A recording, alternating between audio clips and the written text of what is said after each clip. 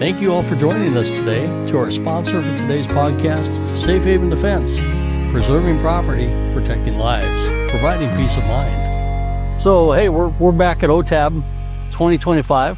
We're talking with Mark Burchard again. Second year in a row, we've gotten a chance to talk with you. This first time live. First time which is exciting, right? Last time it was on Zoom, but what do you think of OTAB? It's awesome. First time here, right? Yeah. First time coming. Love being here. What an awesome community. I mean, the brotherhood, sisterhood too, but of the connection of policing, of law enforcement, of SWAT or tactical work. It's the best part of the job. And to get to come and meet like-minded people who do everything they can to help themselves better their communities, and to learn from each other. You know, what an awesome opportunity. And awesome opportunity to come sit down with you guys again, to meet you in person. Wow. Thank you. Thank you for the opportunity. We had a good dinner last night. Yeah. A lot of fun. We solved all the problems of the world. That's right. Right? Sure, we learned that you're a nerd. I'm a massive nerd. Yeah. Love reading. So self-proclaimed. Yes. So, you know, a little different on the cop world. So I'm a nerd that wandered my way into a SWAT team by accident. I literally signed up to be a fraud investigator and a school liaison cop. And I had the exact same reaction. I said that in my chief's interview. And everyone in senior management burst out laughing. Everyone comes in here, I want to work canine and SWAT and homicide. And I'm like, I just want to work with some kids. I love teaching. And then the nerd in me, it's actually really helped me to now learn some of the tactical side, but then also still read, you know, and learn the academic side and try and mix those two together. And then ultimately, hopefully use that to help people. right. Yes. Right? That's what it's all about. The end goal. Absolutely. Always be a learner and pass something on. Right? Pass something on. So, Pretty exciting. So, published author. You're like a big deal. We call you a BDD, a big damn deal. Yeah. Yeah. How does it feel to be a published author and have a book and something tangible you can help people with? And Yeah, it's a cool accomplishment. You know, started as an idea. I just couldn't accept the current reality. Right up to talking about friends and loved ones and brothers on the team and people I've gone through training with, of thoughts of suicide. And just tried to change things within the organization. I didn't have the positional authority to make those changes. And then I said, well, then I'll do what I can. And obviously for a long time, that was one-on-one peer support, then speaking in, you know, groups and stuff.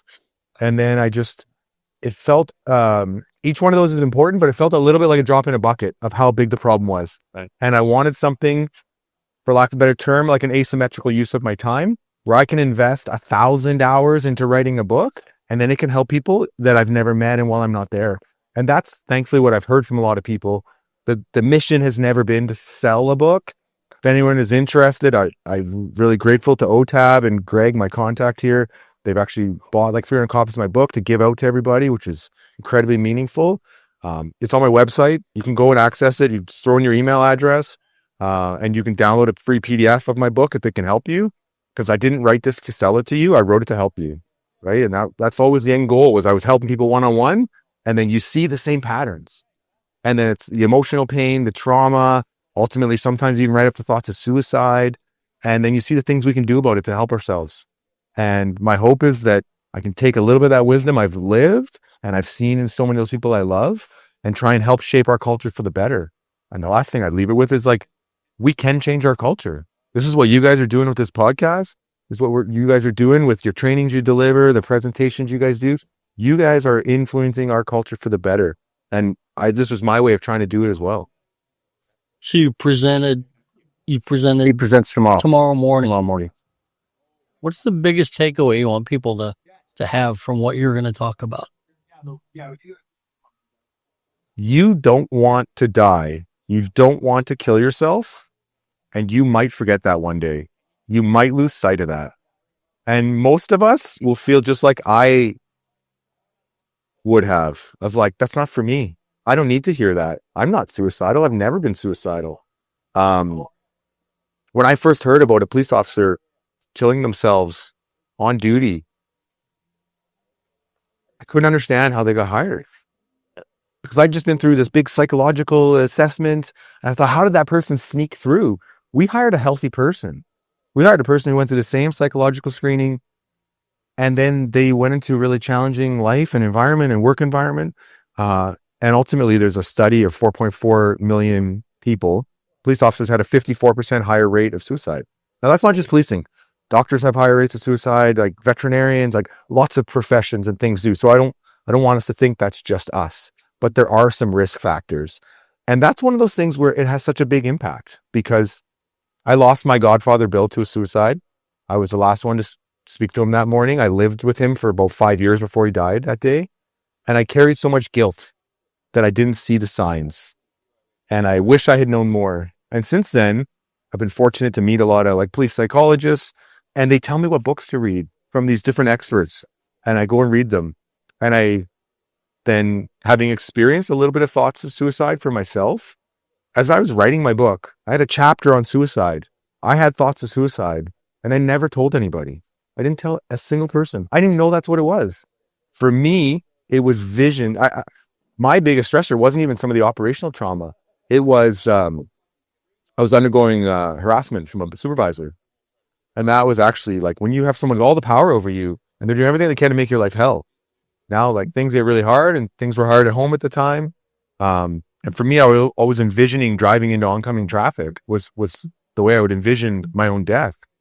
And it wasn't until long after I spoke to a friend who did a podcast like this on mental health and policing. And they asked if he'd ever had thoughts of suicide. I said, no. He's like, never. And I'm like, I explained that experience that I would have regularly. He's like, that's what that is. And as I learned more about the science, that's what the studies show. There's the difference between ideation, plans, and attempts. And part of what I'll speak to some of the stats in the presentation. About 10% of police officers will have thoughts of suicide in a year. About 27% in their lifetime. That's really high numbers. And when I brought this forward, I spoke to the fourth psychologist for the RCMP and the head of depot of our training section to tell them how big the problem was. They said, no, it's way bigger than you think it is. There are hundreds of members in our organization that we think have a current plan of suicide. And my answer was, then what are we going to do about it? And unfortunately, I didn't have the power to change it within the organization. So I decided to do what I could to change it outside. And that's not just, the answer to suicide is not just not suicide. It's wellness. It's proactive wellness. It's let's create a culture where you can get healthy early and stay healthy, and where there's checks and balances and we're looking out for each other along the way, not just waiting for a crisis number at the last minute, And I think that's what you guys have talked about in this podcast, of promoting a culture of wellness and mental health, which I think you said was a bit unexpected for you. Yeah. So I thank you for giving me the chance to come on and to help promote that message, because I believe in the same thing. I believe every life we save matters. If that's tactically, if that's better decisions and better gear, awesome. But every life we save from mental health, both fully saved, but also that quality of life, that people can live a good life. I think that really matters. Was that Last night when we were talking at dinner, I had that kind of epiphany for me where it may not be about, reading the book may not be about me, but as you say, we are a brother and sister's keeper. So it could be about my buddy, could be about my partner, could be about a coworker, right? Somebody we know needs that help. And if we're not aware, then shame on us. Because this is Sometimes it's hard to be aware, though, because we're good. This profession, we're good at hiding it. And maybe even hiding is the wrong word, right? We're good at turning it off. Because you're going to these crises over and over. And the studies show that, a law enforcement officer in a 20, 30-year period experiences more crisis than our military guys overseas. Now, they might be different, but just on a daily basis. And so we learn how to turn that off, right? And then we keep it turned off. And then if we're not dealing with it, it rises up. yeah, Right. like you. Yeah, exactly. Well, I learned that from speaking with you guys last night. And I mean, thanks for that opportunity. But I've talked to other members where they've asked someone right in the office, "Are you having thoughts of killing yourself?" And they've literally been told yes. And, we've had calls with operational members where they, tell their family like a suicide notification, and they're on duty, right? And obviously we've had it with completed suicides. So crucial topic, but I love what you're saying about looking out for each other, right? That's the best part of this, of what we all do, is the connection. And part of what we experience is trauma. And what's your number one protective factor from trauma? It's connection. It's the people that you love, that care about you. And one of the things I share when I'm speaking about this is that not just on the suicide front, but I took a really hard child sex assault call. It's the emotional pain. It's not all danger. Right. And Right. after experiencing that, I broke down crying. I did my statement. I did my job. I go and refer them to victim services. And then I turn around to leave, go back to my job. And Cheryl, a victim services lady, said, Mark, that was a terrible call. What are you going to do to take care of you? And I burst out crying just in her office. I didn't expect to. It's just that realization of hearing of those kind of terrible things happening to a little child. Right. But then later, one of my good friends, Jordan, sent me a message after talking about it, and he listened. The next night I went back to work and he just said, hey, bud, that was a tough call last night. I just wanted you to know I'm thinking about you. We often can't really take someone's pain. We can't make it better. Right. But just being there and saying, hey, I care about you. You matter. We can say it in all kinds of different ways. Message sent and message received can be two different things. Hey, I'm thinking about you. It's saying you matter. It's saying I care about you. And that makes a difference for me. I think, we've talked a bit about Lieutenant Colonel Grossman. Pain shared is pain divided. Joy shared is joy multiplied. That's one thing. We go to all these calls as officers and we take a little piece of people's pain, but we can also help take a little piece of each other's pain. Right. And then we can find healthy ways of processing it, which is a part of what I hope to share in my presentation tomorrow and obviously a little bit in my book. Yeah. Pushing towards a culture change. Yeah. Yeah. Pushing towards a culture change. And culture change is hard. It takes time. It's a long process. But the best part about it is you get some control. Culture is carried within people. So everybody listening to this, you get some say of the subculture that you're in. What can you do to make it a little bit better? Right. Absolutely. It takes strong people to do that. Right? Because it's hard to do that in a culture that doesn't wrap their arms around you.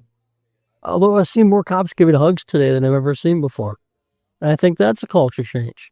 It's a recognition, acknowledgement of, hey, brother, I've got you. Or, hey, sister, I'm here. I don't ever remember that at the beginning of my career. Now, it's really common. And it's people lifting each other up saying, you matter. I like that. I'll share a story about that, buddy. When I came back to work, I had so much stress and anxiety that I was being judged and shamed for being weak and being off.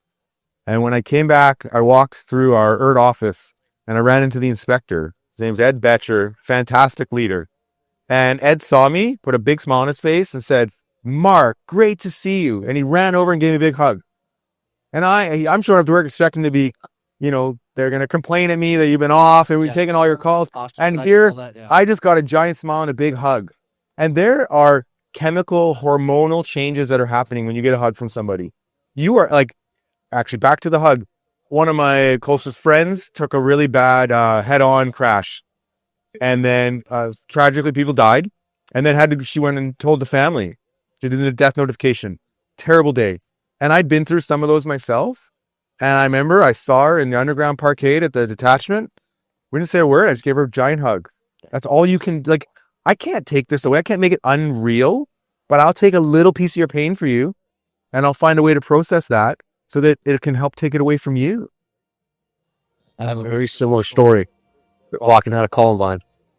And one of our negotiators, who was a longtime detective at Arvada, a gal by the name of Faith Stevens, they were kind of waiting outside for us back towards the man post.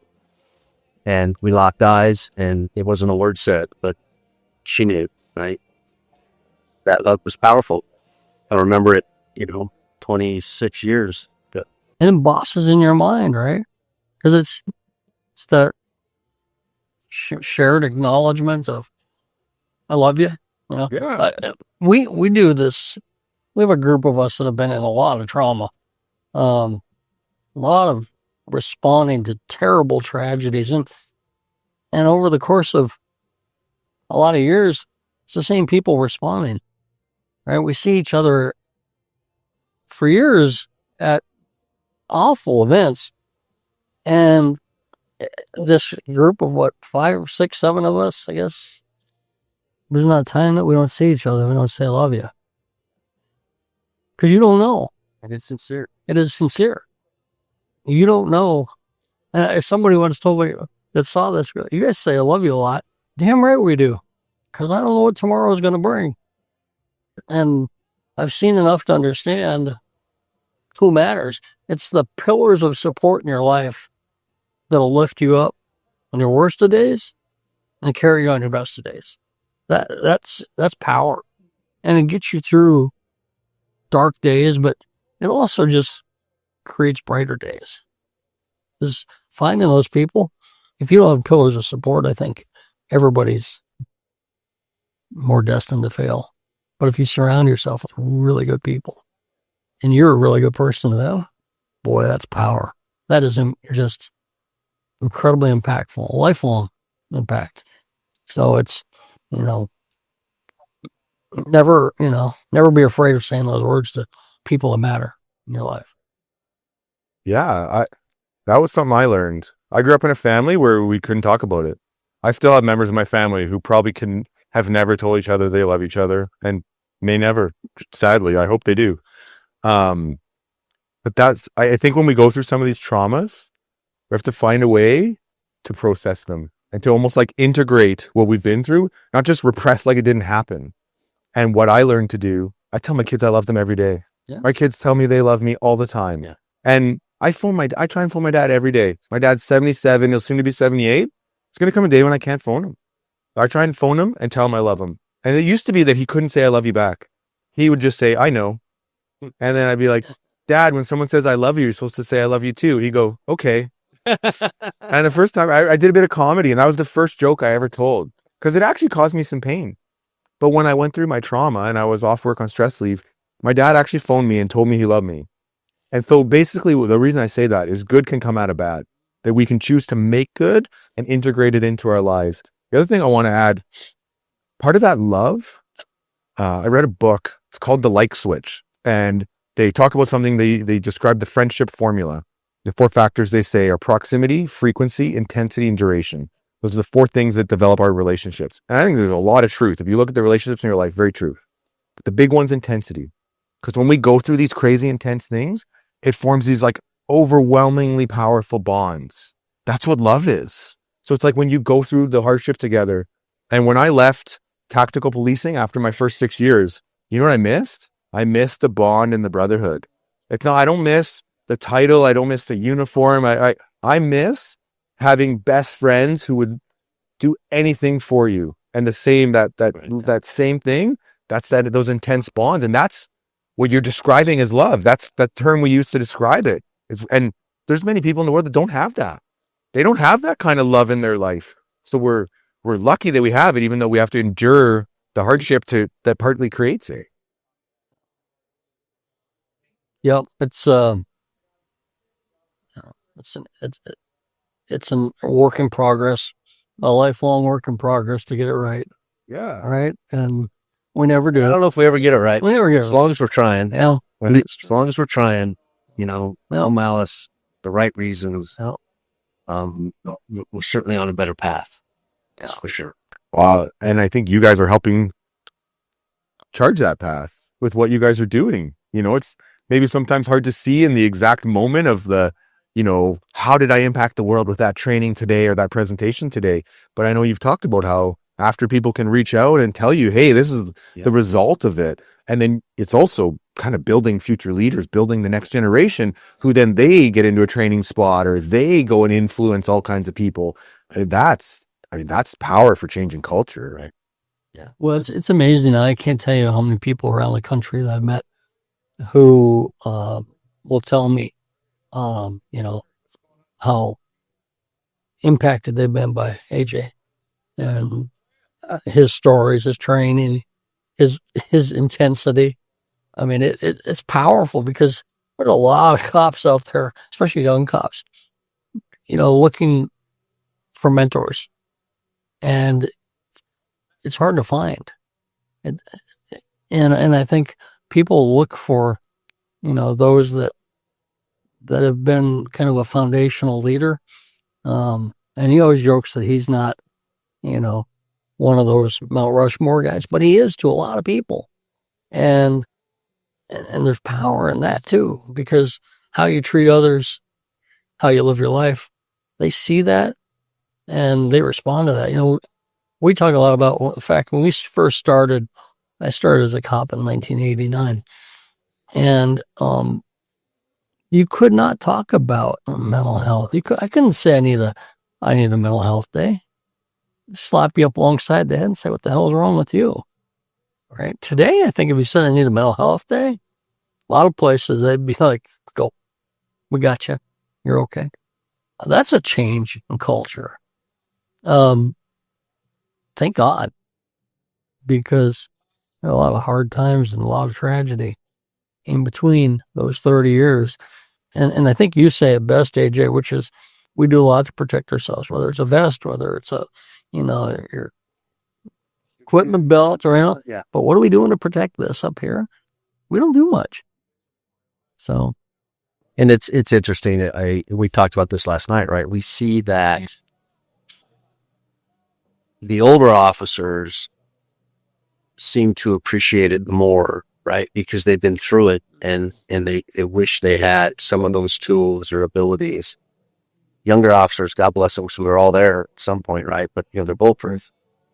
They're all Superman, they're bulletproof, and they don't need any of this stuff, right? And Wisdom's lost on the young. But I do see there being a culture switch, which is huge. You just hope it continues, right? You just hope it continues. And, sometimes I think the cops feel it's overboard, and maybe sometimes it is overboard that where you're talking about it, but you're talking about it because you care about it, right? Because you know the ramifications of not talking about it and not having programs to help. But it's just like anything policing, sometimes we go overboard and then we got to back and find different ways because each person needs something a little bit different and having it being diverse enough, whatever it is, right? No, I got it. I just got actually having that in place is a work in progress. What you don't want to happen is either regression or like we see in the tactical world on certain things. We talk a lot about school shootings, that type of stuff, where we're making the same mistakes over and over. The lesson's been learned, but then it gets lost and we're making the same mistakes. And, part of that is, from attrition, part of it's from our own egos, our own, just how we respond to stress and all that type of stuff. So you want it to have that positive momentum to continue, right? That's the hard part. Yeah. Well, I think part of what those new officers need is to hear from people they respect and look up to and the people who've been there and who have credibility. If you look at a book like Police Suicide Epidemic in Blue, written by John Violanti, it's basically what he says. And he wrote that book 15 years ago. Right. But unfortunately, we have struggled to implement enough of what the experts have been saying. But that's where we need more of this. Like I tell people, I went to our version of active shooter training, IR training. I started telling the instructors to start listening to this podcast. I'm like, you guys are teaching people about what to do around active shooters? Here's a great resource for free. It doesn't cost you anything. You can go listen to, I know you don't want to be called this, you can go listen to experts and they will tell you more and you can help people even more. And that's how our culture keeps changing. So yeah, I love that idea. And you're right, it is hard to find good mentors. Because I think at times there are some people out there who are maybe a little more, for example, when you say you don't like to be called an expert, I think many great leaders have a large amount of humility. It's not about them. It's not about, look how great I am and here's me with my shirt off. It's like about serving other people. And I think that's the sign of a good mentor. But it can be hard to access that. We all have only so much time. But that's one of the things I look up to you guys for, is that level of humility in your leadership. It's a servant-based leadership. How do I help those? As you said, you don't say no to people. I'm going to find a way to help you. You need help? I will find a way to help you no matter what. And the more we do that, the more we all get better. So what's next for you? You got another book in you? Yeah, I do. So part of when you can download my book on my website is that you plug in your email address and you'll get notified of my next book. Email website. It's just my name, markbouchard.ca. Mark with a K, MarkBouchard. And it's a mutual friend of ours, Jordan McWilliams. So Jordan was a SWAT cop. Jordan and I had the 2 spots for Delta Police on our regional SWAT team or team. And shortly before that, Jordan got charged with murder for shooting a hostage taker. So legit hostage taking, working gun, fired it 3 times. He'd been stalking his ex. He'd been in jail. And Jordan did nothing wrong. It was suicide by cop. The man took her at gunpoint, held it to his own head for hours, eventually pointed it at the cops. Jordan shoots him once in the body. The subject died eventually. And Jordan was charged with murder because society doesn't understand. And that's a part of why I wrote my book. That's a part of why I wrote about it in my book. And my next book is going to be telling Jordan's story and then the lessons from it. So you asked what I'm going to speak about tomorrow. And one part will be suicide, but another part will be suicide by cop. Because a large portion of police shootings are suicide by cop. You know, I've seen some studies around like 30 some odd %. But how much do we really get taught about this? Not enough. So I'm going to break down, I have 3 suicide by cop attempts that I've experienced where I didn't actually shoot anybody. But man, I sure learned a lot. I sure suffered from some trauma and nightmares and stuff. And now I can understand the experience to a much more specific level and try and show some pre-assault cues of what people can watch for, understand what's happening, understand even why often they attempt that suicide and then they give up right after. But I'll maybe add one more misconception is we often get told, well, they're just suicidal. They're not actually a danger. There's a study of 94 murdered Canadian police officers from 1980 to 2023. 7 of them died in suicide by cop attempts. So this is this perception that suicide by cop is not an actual danger. And not only are officers at risk, the public's at risk. Right? So we have to actually look at this, you know, and what I ended up doing in my suicide by cop attempts is I inverted the safety priorities. I placed their safety above my safety and I extended my OODA loop. I've heard that before. Yeah, but I mean, this is why I first got in touch with you guys, was I was advocating for us to start teaching the safety priorities within my own organization. And much like I had some struggles on the mental health front with pushing that, I had struggles getting that. And as a SWAT operators, we've been saying for 8 years, everyone needs to know this. And here we are in the year 2025 and it still hadn't happened yet. And I'm like, I wanted some experts to refer to so that when I'm talking to someone, I can say, hey, listen to these guys. Like, if you don't want to hear what Corporal Mark has to say, because I don't really have a lot of positional authority, maybe they'll listen to someone with more expertise than me. You train it all over the world. Stop inverting. I'll tell you this, I met Jordan right after his incident. Yeah. He went through a team of the course that I was teaching. Yeah, I know his story very well. Just insane. It's great. Well, part of But that, you want to talk about resilience, right? Yeah. He's pushed on and he's doing amazing work. he's back in the program. Yeah, I mean, I got his spot on the team. Really? I probably never would have been an ERT guy if that didn't happen to him. Because when Jordan's shooting was 2012, and then we were Delta Police, tried to create its own team, and we didn't have enough people. Right. And I went from wanting to be this fraud school liaison cop to being like, I might be able to pass that fitness test. And the team needs this, so I'll put in. And then what you learn to love is the bond and the brotherhood. And I got his spot. And even once he got cleared, I'd always told him, when you're done, you get your spot back. Right. I'll give up my spot for you, of course. He wouldn't take it. And people don't know that about him, but much like this humble leadership, it's no, man, you earned your spot, you keep it. And he earned his own spot. And then we got to actually work together. So we had some pretty cool experiences. One of my last calls was a pretty awesome call. I won't go into all the details, but it was Jordan and I doing a tactical vehicle takedown, like a high-risk takedown, connected to a murder, like pretty awesome stuff that we don't often get into the details of. But yeah, so part of what we're going to share is not just the story. It's like with my book. Each chapter has a theme. So it's suicide by cop. It's safety priorities. It's, by the end, it's be better, not bitter. Because you look at what he did. He could have sat in his anger and he could still be righteous and justified in that anger. But instead, he's taken that and done so much good with it. And that story I shared of someone reaching out to me after, that was Jordan. Because that's the kind of empathy and wisdom that we can get. And then when we see others going through hard times, we can reach out to them. Recently there was another mass casualty event up here in Canada. And I had a friend who I just had a feeling was going to be in the center of it. He just does all kinds of crazy stuff. I won't get into details, but I just sent him a message. Hey man, saw that. I'm thinking about you. No idea if you're involved. Said, yeah, I was right in the middle of it. You know, but that's the kind of love and brotherhood, just to kind of bring it all back into that we have, where when we look out for each other, we help each other. Yeah, exactly. You're doing good work, doing the Lord's work. You too, brother. Glad that you're here with us. Me on again. It's been a blast. I really enjoyed it. The honor's ours. Trust me. Yes. Let's take a break for a minute. Yeah.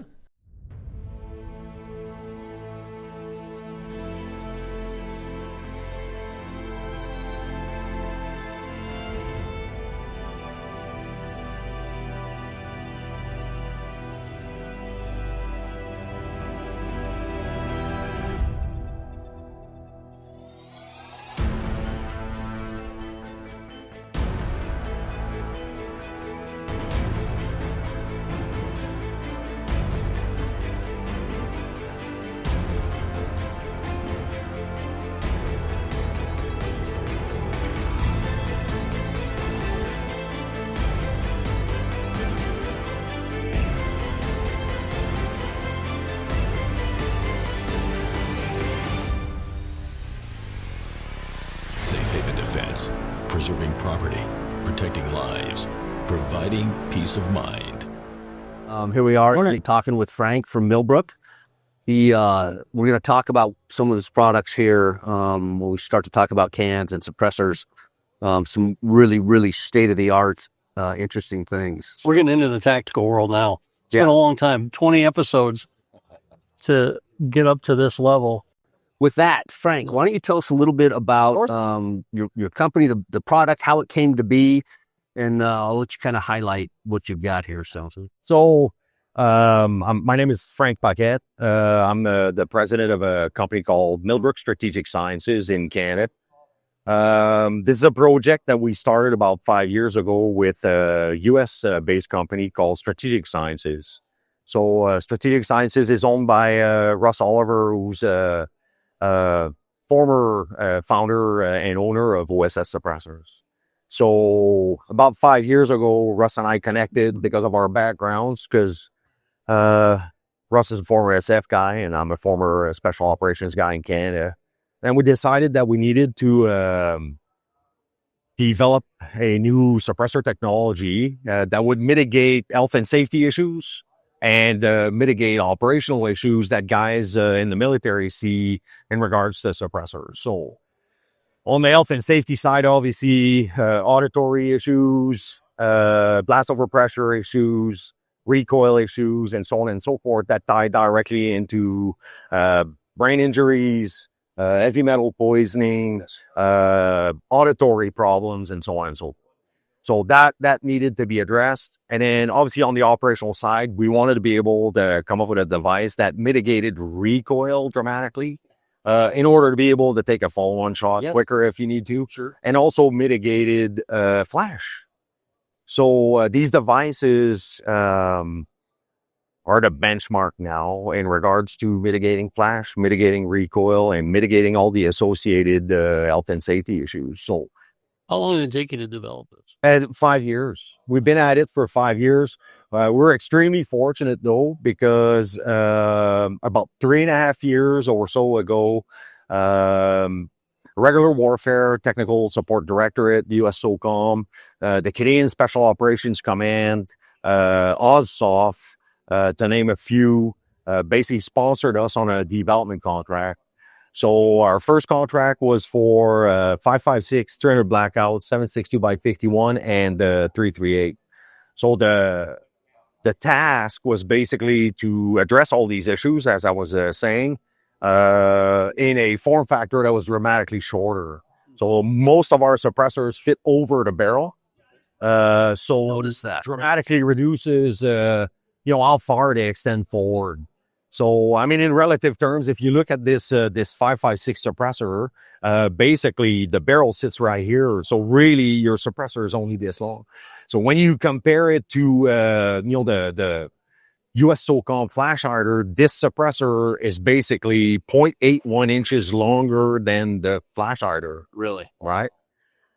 So through that development contract, we went through, a bunch of critical design reviews and, technical readiness reviews and so on and so forth, and basically came up with products that met TRL9 and were ready for for the military to use. So in Canada, because I'm the Canadian entity, we just recently won the Canadian Special Operations Command suppressor contract for this device. So in relative terms, if I'll use the 5.56 as an example. This has been tested by a number of military labs, right? So the data that I'm giving you is coming from the labs, not necessarily from us. But basically, 5.56 can on an 11.6 inch barrel, for example, will be roughly about 136 to 138 dB. Really? Will mitigate about 67% of the recoil, eliminate 90% of the flash, and will only accelerate your bolt speed by about 1.3%, Really? which means there's no blowback. There's no blowback. Yeah, right. So, Right. yeah. Gosh, That's remarkable. that is pretty cool. Yeah. Where were you at the beginning of my career? Katie. We're both like us. Yeah. I mean, it's a very market disruptive device because it addresses problems that traditional suppressors aren't able to address. Obviously, the problem with suppressors, everybody knows it. Right? If you want to mitigate sound or flash, you need to retain pressure. Yes. If you want to eliminate the blowback, you have to release pressure, which creates more sound, more flash, Right. so on and so forth. So this device, because of its geometries and because of the fluid dynamics engineered in the device, we literally mitigate all those. Blast over pressure obviously is an issue, especially when you're in close quarter, because loud bangs hurt. So basically, the pressure coming out of the 4 ports at the front end of the suppressor, we see the pressure coming out of that almost atmospheric. So when you're shooting, you don't get these pressure spikes hitting you all the time. Right? Like Russ Oliver is the actual engineer and inventor of this device. It's a master class in fluid dynamics. It's phenomenal. Phenomenal. You have to see it live to actually, to appreciate it. Really appreciate how awesome this device. How many rounds do you have to put through in testing purposes? Oh my Lord. I mean, What we in the government, right? I mean, it's yeah. So here's what we did, right? Russ he is the smartest brainiac I've ever known in my life. So he determined that 5.56 out of a short barrel was going to be the biggest challenge. Sure. So we started with the biggest challenge. Took us, hundreds of thousands of rounds, more than 1,000 iterations to figure it out. And then with the help of all the labs in the US, Canada, and the UK, that literally helped us bring it to the next level. I mean, now we're improving the device, but, in very small increments because it's really hard to make it better than what it is right now. Sure. But across the board, everybody that's actually acquired this device to either test it or use it operationally, they cannot believe that the massive difference it brings to the operational environment. If you're able to shoot in confined space and not get blast over pressure or flash, right, which is a dramatic problem. Generally when people shoot it, they shoot it and then they're in disbelief. Yeah. I can only imagine. Yeah. I can only imagine. Well, that is pretty cool. It's interesting, right? Just the way technology and things change, and it's just critical to be able to make that environment more survivable, right? Yeah. And that's what this thing's doing here, Yeah. right? I mean, we got together in 2019 because a lot of my I retired about 15 years ago. Good for you. Which makes me older, I guess. We're all, well, buddy, we're old. But some of my friends, some of my teammates, they stayed an extra 10 or 15 years, right? And some of these guys were really afflicted by blast over pressure, TBI, and that kind of stuff. So we decided to do this because we needed to mitigate those issues. Because when you're 30 and you're on the team, you're bulletproof. You don't give a shit, right? Yeah, you're But when you're 57 like me and you start forgetting your keys everywhere and so on and so forth, you go, oh man, maybe I should have dealt with it when it was we are fine. all well, he's 56, but we're all that same age. We're right there. So I get it, bud. I couldn't remember where I was coming this morning. It's like, what do we Right? Tell you. Yeah. So, we've been, traveling the country, showing this to everybody, basically. And I can only imagine how it's received. Like you said, It's insane. It's insane. See a video Yeah, of what this looks like, absolutely. what it sounds like. That's fantastic. Yeah, it's Share the world with us. I hope so. I Yeah. really think. That's like our main goal is that every end user should have this on their rifle, because it's going to mitigate all kinds of issues down the road. And what'd you say again? The decibel is on the 5.56. 5.56 will be depending on the ammo. Yes. right? Yes. But generally speaking, in the labs when they tested it, the mean average was between 136 dB and 130. And what is without? What's a DB without? With a 5.56 with 11.6 barrel, probably around 168. Yeah. Oh, Figure a flashbang's around 180. Yeah. oh, So that's significant. it's significant. It's huge. It is huge. Yeah. Yeah. The way they measure decibels is kind of weird. The whole Right. thing. Yeah, and that everybody is a does it significant. That is a significant decrease. Yeah. When you're standing at the 5 o'clock, 3 meters away, or I don't know what that is in feet, but anyways, it's about 110 dB. Wow. Yeah. Yeah. That's true. Absolutely. We're really proud of it. I mean, this was a labor of love for 5 years, and we're very fortunate that, the Canadian Special Operations Command, US SOCOM, and all these organizations sponsored us on that development contract. They eventually issued us a follow-on phase 2 contract for a number of other calibers. So now, we're working on 6 ARC, 6.5, 6.8. We're working on bolt guns from, 7.62 all the way up to 50 cal, or a 50 cal suppressor is insane. We're working on machine guns also, because machine guns are a problem. Yeah.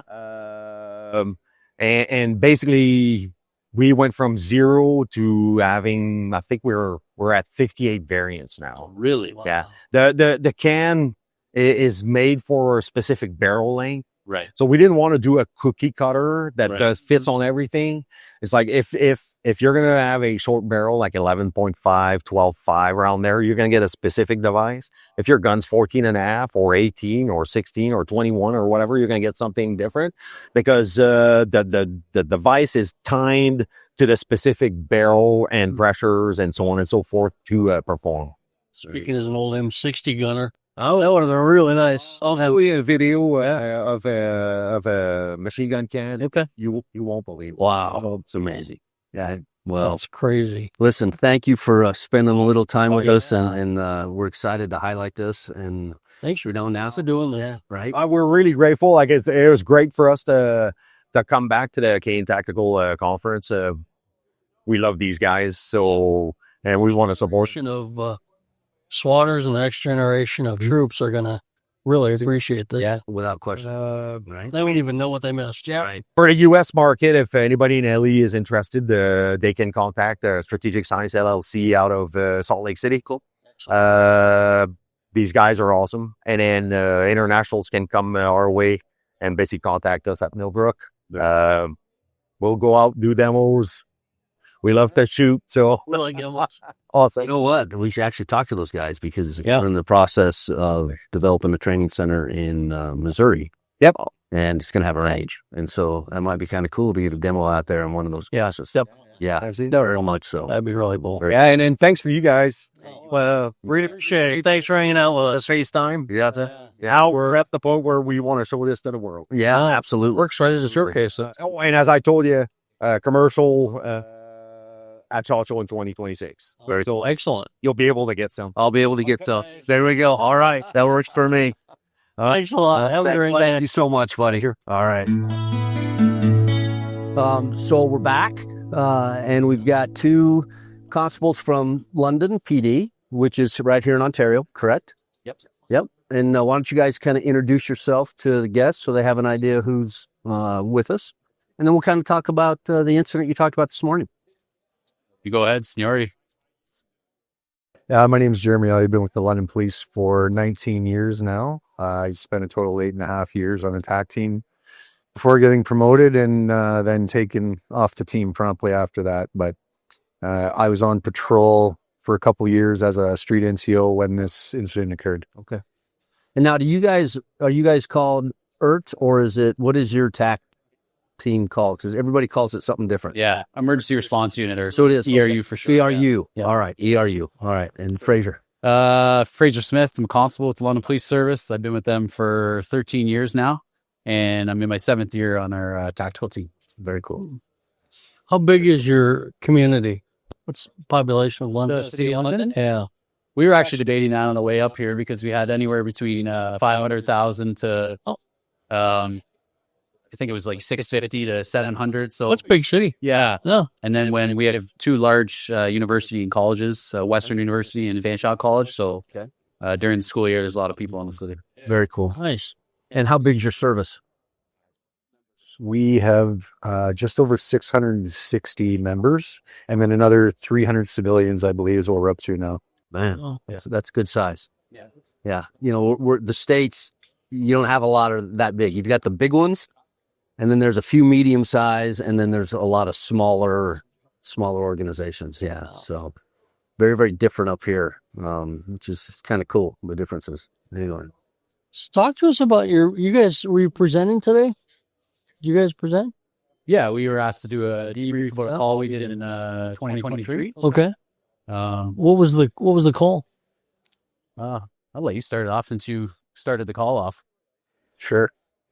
It was a Friday morning, and about 8:40, 8:45, we get a call for an armed carjacking where a guy with a firearm just stole a landscaping F550, so a very large dump truck, super dude.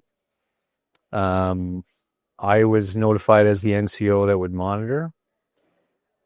There was a series of events that took place that involved him eventually ditching the truck, shooting another person at the address in which he dumped the truck. The gentleman was shot in the face. His wife heard a thud and believed he fell off a ladder, so called the ambulance, had no idea what had actually happened. He went from there in a rampage around the neighborhood, pointing guns at people, jumping fences, heading through backyards, committed 2 home invasions before he was confronted by the first responding uniform officer and eventually contained at one house in the area.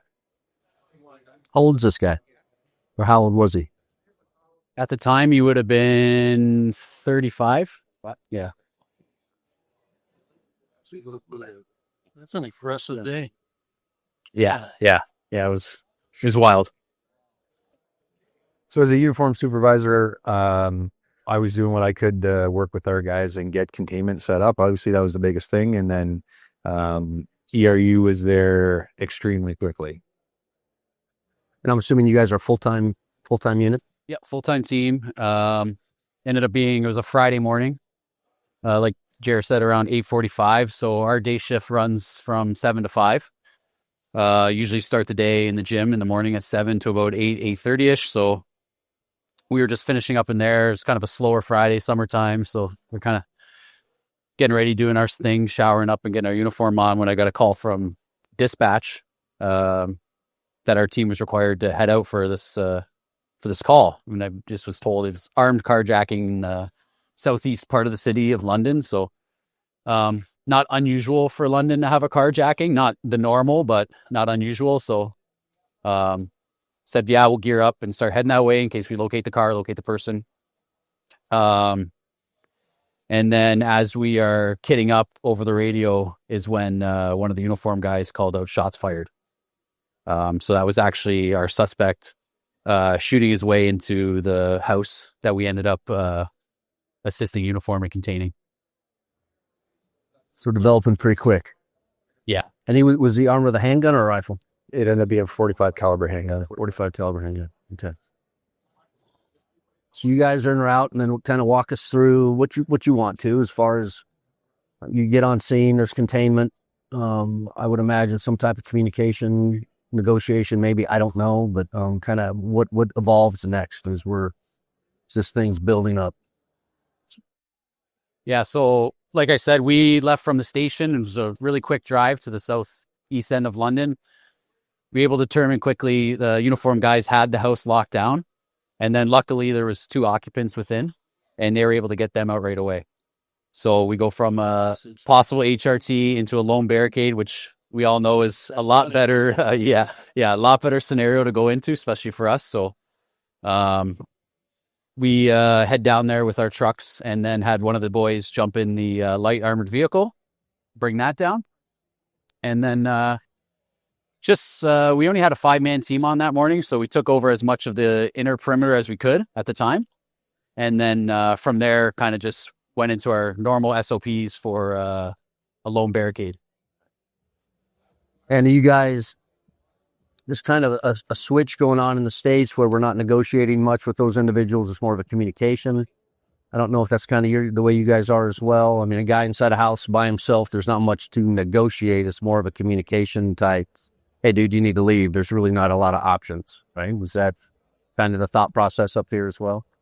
Yeah, so we had majority of our team at the front because we were able to determine that he was inside the garage area of the house. It was a two-door garage at the front of the house.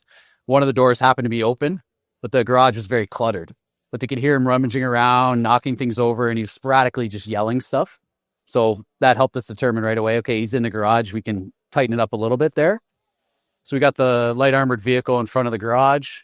And then from there, once we were kind of satisfied with the containment we had, start calling out more of the team. Because we have, armed barricade. We want more guys in. And then just sort of making attempts to reach out to them through the loud hailer on the lav to obviously surrender and come out of the garage. So when you guys did the debrief today for everybody at the conference, what was the big takeaway you wanted everybody to know from this incident? I think before we get to that, let's get to the resolution. Oh, well, there you go. And then we can We talk have a about resolution, takeaways yeah, that's a good point. and learning points, right? Yeah, right? Yeah, what was the resolution? Talk to us about that. He's jumping ahead of the story here, right? I always want to get to the end of the book. So kind of like to jump ahead, we end up calling out more guys and taking over that inner containment from the uniform guys, and just tightening up our plan, especially our breakout plan. Like, this male had shown that he's willing to flee from the residence, and also he was attempting to steal cars from the different residences, but was unable to. So we were worried about, there was a pickup truck and a sedan at that house. So we wanted to firm up our vehicle breakout plan to make sure, obviously, he didn't get out. So as we maneuver the lav around to kind of tighten up on those vehicles, it opens up to that closed part of the garage that we couldn't see fully. And then I don't know if that kind of triggered him to think that we were going to assault the garage and come get him. He ends up popping up with the handgun and pointing it out towards us. And then that's when we obviously dealt with that lethal threat. Were your intentions to disable those vehicles or just block them so that he couldn't have access? So we were going to block him with the light armored vehicle. And then also, if we had the chance, to safely disable him in the sense of stop sticks, piranhas and all that, and that sort of stuff. So, and then we also, Jared set up with the uniform guys, if he was able to get outside of that, they also had the closest intersections blocked off and stuff like that. So how long would you say duration, once you got him contained and you guys are there, how long were you guys on the target dealing with this? We went through the entire audio file from that particular call, and it was 1 hour and 47 minutes from the first dispatch to the time that the duty inspector overseeing the incident advises everyone this is going to be an SIU, a Special Investigations Unit incident. 1 hour and 47 minutes long. Boy, it's pretty quick. Yeah. That's pretty quick. Didn't have to gas, none of that stuff. He made his choice. Yeah. Sounds like, yeah. That obviously would have been the next progression after negotiating with him, figuring out a way to less lethally get him out of that garage, but it never got to that point. And you guys were all safe? No, yeah, perfect. Perfect. All right. So, what do you think? I mean, lessons learned. What are your Your takeaways. Well, from the uniform perspective at the time, it was an excellent example of how critical containment is. Running around on foot in the neighborhood, flailing a gun at everyone around, like the entire area is in danger of this guy, right? So the importance of containment was a huge takeaway. Also, the difference between concealment and cover is a big thing. Wish we had an overhead picture, but there was very little in the way of cover around this house. And we ended up using vehicles for the most part to get that in place, which is another element to the toolbox for the patrol officers. Remember that they've got that cover with them everywhere they go, right? I don't know about from a tactical perspective. Well, tactical perspective, we kind of discussed about a second lav to touch on Jared's point for rear containment and for those times where it's an open area. Do you have that available to you, or would you have to call that from another jurisdiction? To get our own second one would be nice, and it's in the works right now. Gotcha. Good. If we did need a second one, if it was like super important to the call we were doing, we could contact the provincial police, which is also based just outside of London, and to assist us.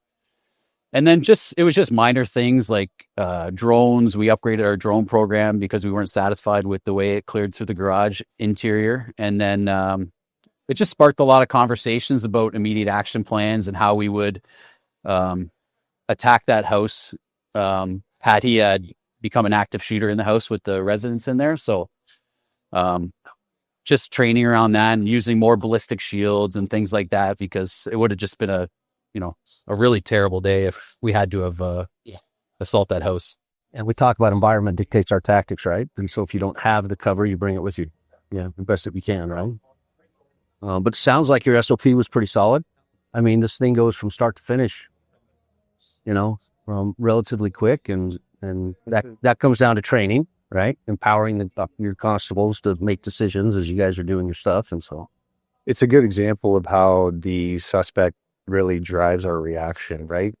There is an SOP for how these barricaded males usually go, and he was not going according to what we know, right? So the subject definitely dictated the tactics every use that day. And that's something that we talk a lot about is no matter how good our plan is, our SOP, whatever it is, suspect always has a say. Yes. And that human element is so unpredictable, right? We talk about, it's really that 2% of the population that's willing to fight. 98 are going to say it's going to be the biggest fight, right? And they capitulate immediately. But it's those 2%. And we always, when we're going through, we use a pie model, priorities, intel, and environment, coupled with the fact that the suspect always has a say in how this dang thing is going to go, which is that unpredictable element of, keeps you on your toes. Yeah. Right? Keeps you on your toes. So what do you guys think of the conference? Enjoying it? Awesome. Yeah. Like we just got down this morning. But yeah, so we can. First time here? It's my first time. It's both of our first times. Yeah. So it's great. Like the array of equipment with the vendors is very cool to see everything. Obviously the crowd is great. Everybody's here for a great reason. Yes. Meeting lots of new people, and the opportunity to do the debrief was a little bit intimidating at the start, but we worked through it and made sure that we had a pretty good idea of what we wanted to do. Well, I don't know if you realize this yet, but the power in those debriefs, and if those guys sitting there listening to it, putting themselves in that situation, right? We talk about the OODA loop and the orientation phase, and they may not have the exact situation, but giving them that real world reference point, there's a lot of power in that. So, and for so many years, we didn't share a lot. And then we got to where we share, but we don't have really the good takeaways and the learning points, right? And I think we've gotten better across the profession in all of that and just helping everyone prepare. these guys leave and they could walk into something very similar to that, and they hear what you guys were doing, and it might spark something as chaos and confusion is there, right? It helps calms it down a little bit. So very cool. So keep doing it. Keep doing it. Share the information, right? I mean, it saves lives without question. So, well, any other words of wisdom? We told you it'd be quick. It would be painless. Yeah, what are your words of wisdom up here in Canada? Tell us. Say please and thank you, and apologize for everything. And Don't eat yellow snow. I was always told that when I was a kid. Those are good words. That's in the States as well. Appreciate that. Right? Well, very cool. Well, guys, listen, we appreciate it. Sorry for some of the technical glitches getting started, but Man, great to meet you guys. great to meet you guys, and hopefully our Sure, what paths you're will cross doing. again sometime in the future. And absolute pleasure. Pleasure to meet the two of you as well. Thank you very much for this. You bet. Thank you. So